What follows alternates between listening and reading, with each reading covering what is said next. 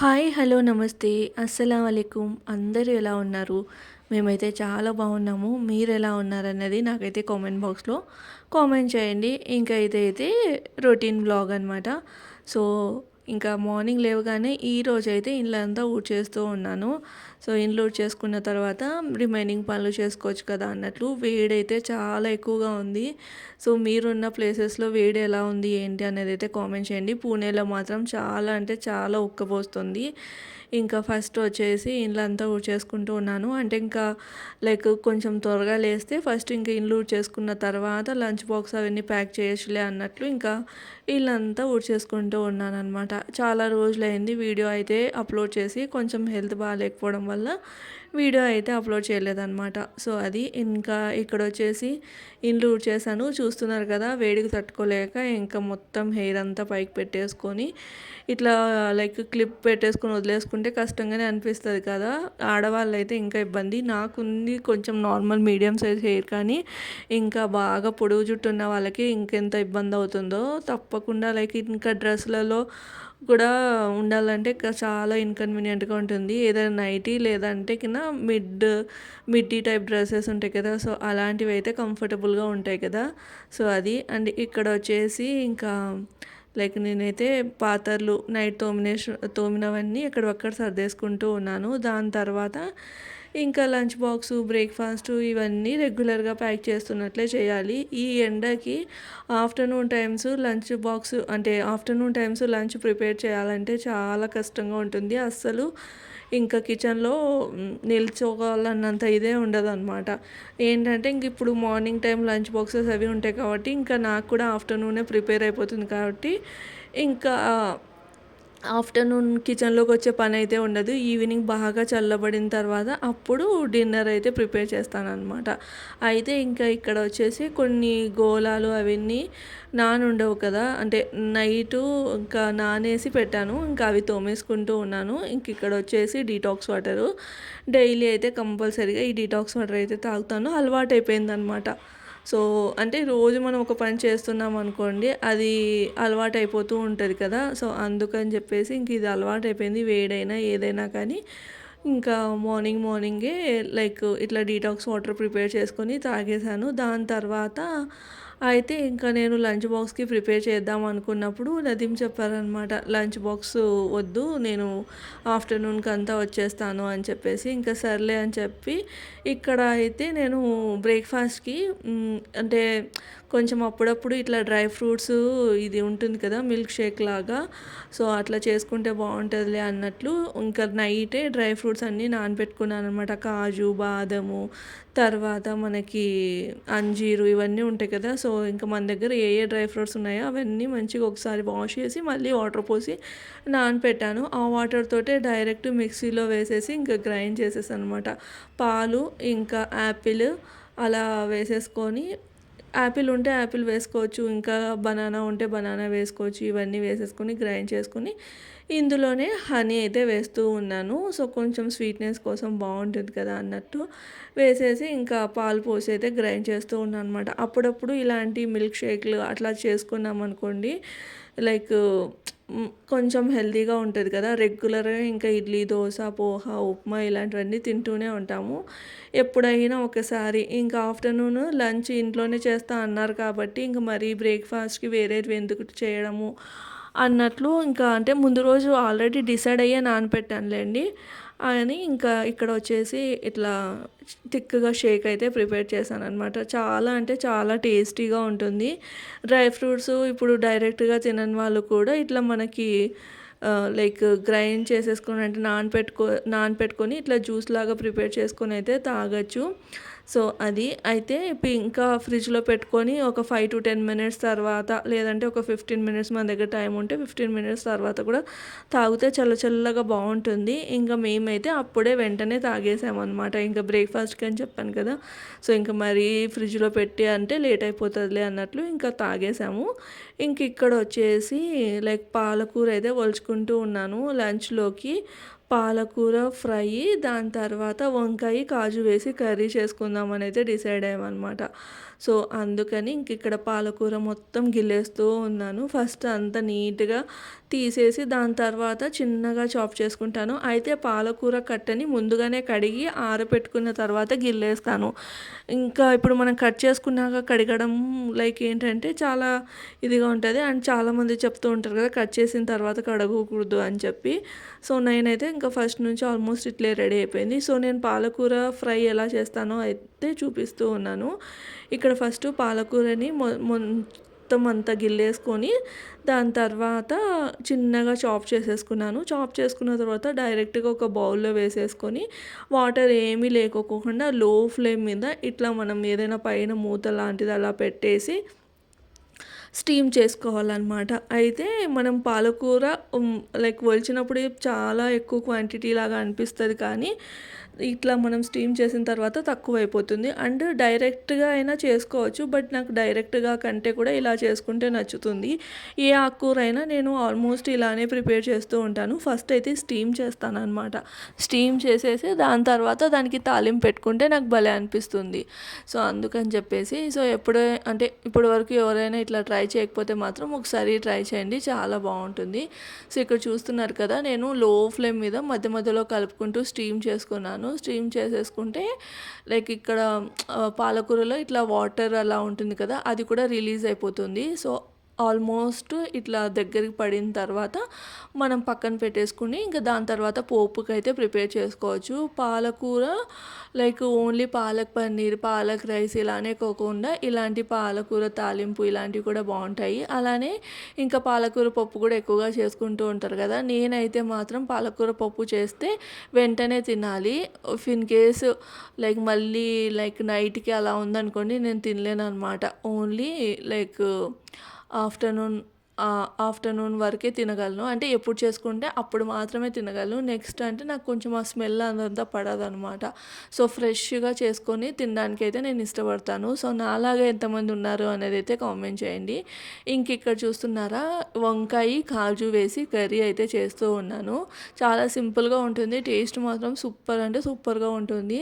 ఇప్పుడు మనకి పెళ్ళిళ్ళలో వంకాయ, కాజు కర్రీ అలానే మనకి ఇక్కడ లైక్ కర్రీ పాయింట్స్ ఉంటాయి కదా! అందులో కూడా ఉంటూ ఉంటాయి. సో, ఇక్కడ వచ్చేసి ఫస్ట్ ఒక గిన్నెలో ఆయిల్ పోసేసి జీలకర్ర దాంతోపాటు ఆనియన్స్ వేసేసి కాస్త ఫ్రై అయిన తర్వాత అందులో అల్లం వెల్లుల్లి పేస్ట్ అలానే టమాటో వేసి మగ్గనివ్వాలి. లైక్ టమాటో ఇంకా ఆనియన్ అనేది కొంచెం మెత్తగా అవ్వాలన్నమాట. మరీ ఫ్రై అవ్వకోకుండా జస్ట్ ఇట్లా మెత్తగా అవ్వాలి. ఇట్లా మెత్తగా అయ్యేంత వరకు అలానే అల్లం వెల్లుల్లి పేస్ట్ పచ్చి వాసన పోయేంత వరకు ఫ్రై చేసుకోవాలన్నమాట. ఫ్రై చేసేసుకున్న తర్వాత ఇందులో పసుపు ఇంకా రుచికి సరిపడినంత ఉప్పు ఇవన్నీ వేసుకోవచ్చు. అయితే వంకాయలు మనం కట్ చేసేసుకొని ఉప్పు నీళ్ళలో వేసి పెట్టుకున్నాం అనుకోండి నల్లపడవు అనమాట. అది అందరికీ తెలిసిందే కదా! సో, నేను ఆల్రెడీ వంకాయలన్నీ పొడవుగా కట్ చేసేసుకొని ఇట్లా ఉప్పు నీళ్ళల్లో అయితే వేసి పెట్టుకున్నాను. ఇంకా ఆ వంకాయలు ఇందులో వేసేసుకోవడమే డైరెక్ట్‌గా. ఇప్పుడైతే నేను పసుపు తర్వాత రుచికి సరిపడినంత ఉప్పు అయితే వేస్తూ ఉన్నాను. అయితే మరీ ఎక్కువగా ఫ్రై అవ్వాల్సిన అవసరం లేదు. కుక్కర్‌లో చేసుకునే దానికంటే ఇట్లాంటి గిన్నెలలో చేసుకుంటే ఎప్పుడైనా ఏవైనా కర్రీస్ బాగుంటాయి. కానీ నేనైతే ఆల్మోస్ట్ కుక్కర్‌లోనే చేస్తూ ఉంటాను. లైక్ టైం సేవ్ అవుతుంది అన్నట్లు. ఇట్లా గిన్నెలలో కంటే కూడా కుక్కరే ప్రిఫర్ చేస్తాను. కానీ ఈ వంకాయలు మాత్రం చాలా ఫ్రెష్‌గా ఉన్నాయన్నమాట. ఇంకా అందుకే అని చెప్పేసి గిన్నెలోనే చేద్దాము. మరి కుక్కర్‌లో చేస్తే ఇంకా మెత్తగా అయిపోతుంది కదా కిచిడీలాగా అన్నట్టు. సో, ఇక్కడ వచ్చేసి ఇక్కడ వంకాయలు వేసేసి మొత్తం ఈ మసాలా అంతా వంకాయలకి పట్టేలాగా అయితే కలుపుకుంటూ ఉన్నాను.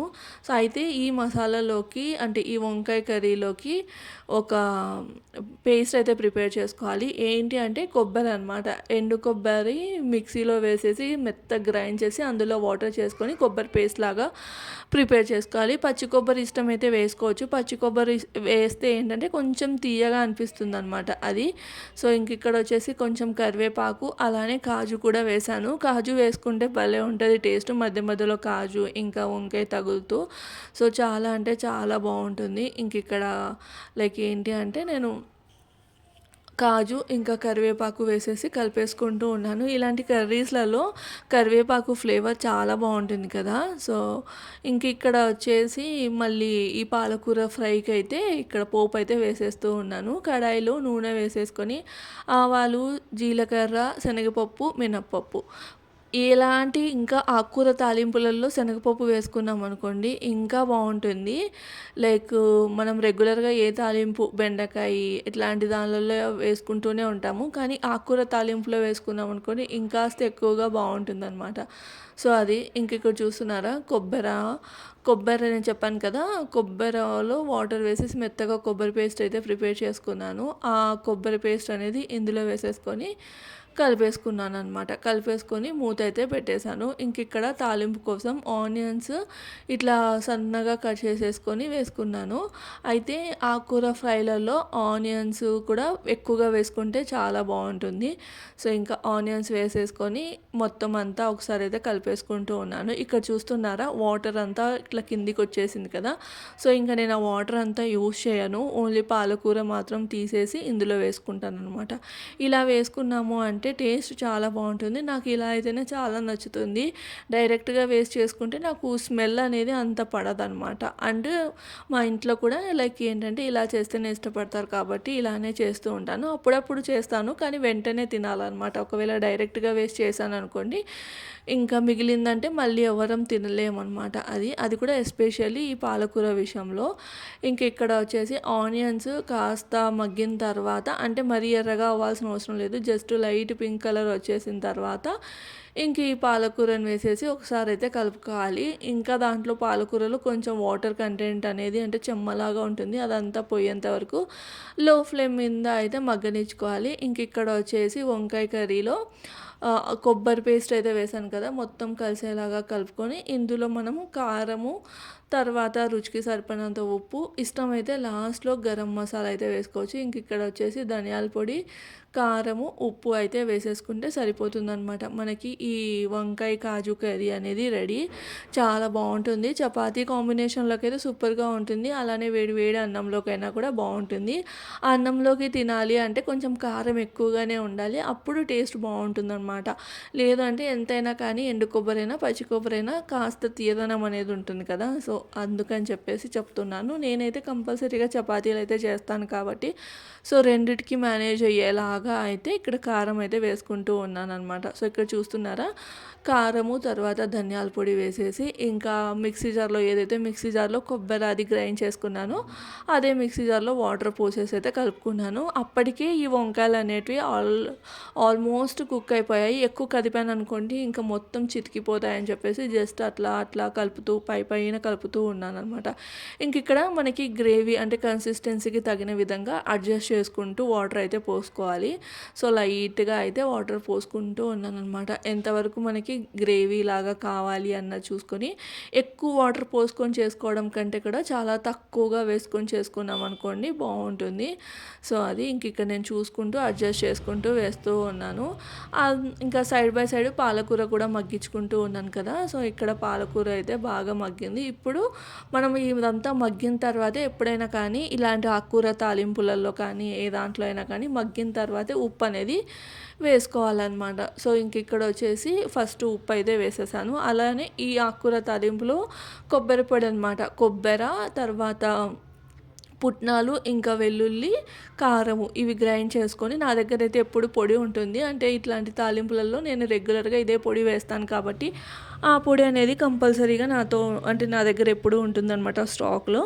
సో, ఆ పొడి వేసేసి కలిపేసుకుంటూ ఉన్నాను. ఫస్ట్ కొంచెం వేసేసి దాని తర్వాత ఇంకొంచెం లైక్ ఏంటంటే చూసుకొని అడ్జస్ట్ చేసుకొని వేసుకోవచ్చనమాట. ఉప్పు కూడా చెక్ చేసుకోవాలి.